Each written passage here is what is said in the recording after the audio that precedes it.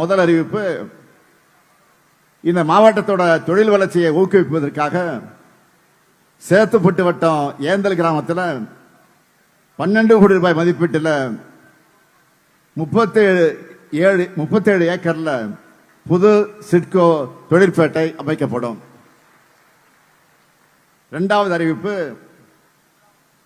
கலசப்பாக்கம் வட்டம் பர்வதமலை அருள்மிகு மல்லிகார்ஜுன சுவாமி திருக்கோயிலுக்கு 5 கோடி ரூபாய் மதிப்பீட்டில் அடிப்படை வசதிகள் ஏற்படுத்தி தரப்படும். மூன்றாவது அறிவிப்பு, புதுசா தொடங்கப்பட்டிருக்கக்கூடிய செங்கம் அரசு கலை மற்றும் அறிவியல் கல்லூரிக்கு 18 கோடி 50 லட்சம் ரூபாய் மதிப்பீட்டில் புதிய கட்டடம் கட்டப்படும்.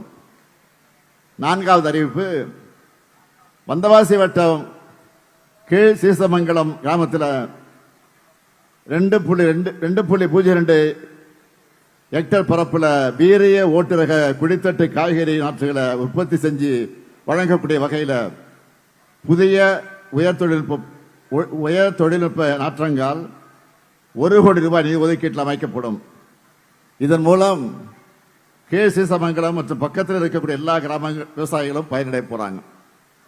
ஐந்தாவது அறிவிப்பு, வேளாண்மை உழவர் நலத்துறையின் திட்டங்கள், தொழில்நுட்ப ஆலோசனைகள், தரமான இடுபொருட்கள் மற்றும் வேளாண் சார்ந்த அனைத்து சேவைகளையும் விவசாயிகள் ஒரே இடத்துல பெற்று பயனடையக்கூடிய விதமா திருவண்ணாமலை மாவட்டம் மடையூர்ல 3 கோடி 94 லட்சம் ரூபாய் நிதி ஒதுக்கீட்டில் ஒருங்கிணைந்த வேளாண்மை விரிவாக்க மையம் அமைக்கப்படும்.